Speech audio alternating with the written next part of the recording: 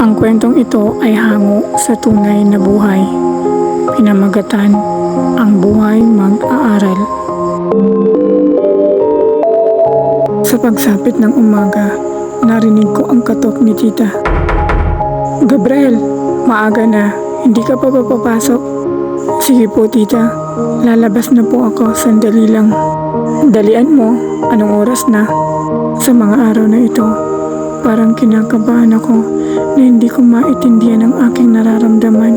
Pakiramdam ko, dahil sa aking napanaghinipan, parang hindi na ako bahagi ng bahay na ito.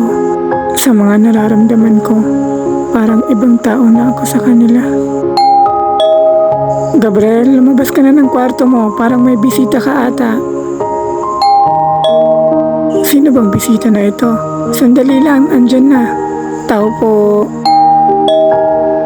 Oh, Patrick, Alfred, andyan na pala kayo. Gising na po ba, tita, si Gabriel? Kailangan namin kasi pumunta ng maaga sa school may gagawin kami doon. Paantay lang, tinawag ko yung kanina para pagbuksan kayo ng pinto, di pa sumasagot. Pwede po bang kami na lang po ang kumatok sa kanyang pintuan? Kayo, kung hindi kayo makapaghintay, pwede naman.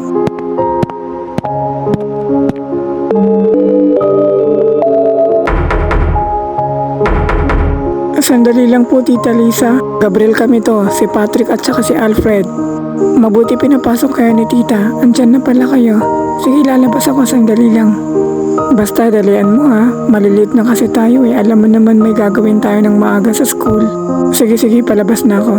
Alfred, sigurado ka bang hihintayin natin si Gabriel? Maliligo pa ata siya baka malit na tayo.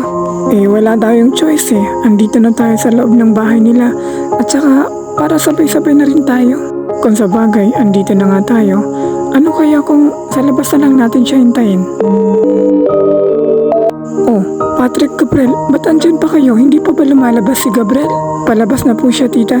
Kinatok niyo ba pintuan niya? Baka hindi niya alam na andyan kayo sa labas ng kwarto niya.